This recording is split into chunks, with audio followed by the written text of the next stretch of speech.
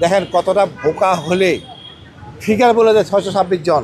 আরে বাবারা বলো না কিছু, হয়তো বা এগুলি শিখে নাই। মানে সেনাবাহিনী মূলত সহজ সরল, মাথায় পায়ে বুদ্ধি আমাদের, যার জন্যই সমস্যাটা। আমি মনে করি আমরা ক্ষমাসন্ন দৃষ্টিতে দেখবো, বাট মূল ক্রিমিনালগুলিকে, যেমন মনে করেন মনিরুল ছিল, মনিরুল জানতাম না অপরাধী, আমি জানি না এই কবির অপরাধী, যে কবির পলাই গেছে ভারতে। তাহলে এই জন্য দায়বদ্ধ হইতে হবে। শ্রেষ্ঠ হলো শেখ হাসিনা, তারেক সিদ্দিকী, আমাদের জিয়াউল হাসান তো পরে, আরও ডিজিএফআই এরা, এবং হাতে হাতে আইনমন্ত্রী, আইন উপদেষ্টা, স্বরাষ্ট্র উপদেষ্টা। আমার মনে হয় তদন্ত করলে আসবে।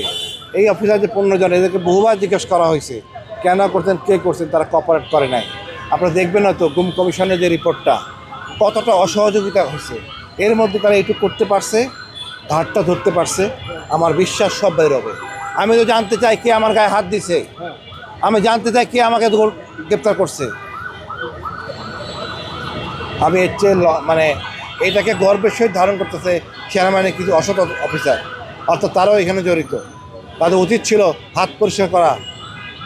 হাসিনা নাই, সব নাই, আমরা ভুল করছি, বিপ্লবটা ধারণ করি নাই। হাসিনা গেছে, সংবিধানও গেছে, আমাদের উচিত ছিল নতুন সংবিধান। আমাদের নতজান লোকজনগুলি আমাদেরকে বিপদে ফেলছে। এই সুশীলদেরকে সাইজ করা দরকার। ইনশাল্লাহ এটা অসমত বিপ্লব, পূর্ণাঙ্গ বিপ্লব হবে, সবার বিচার হবে। ধন্যবাদ।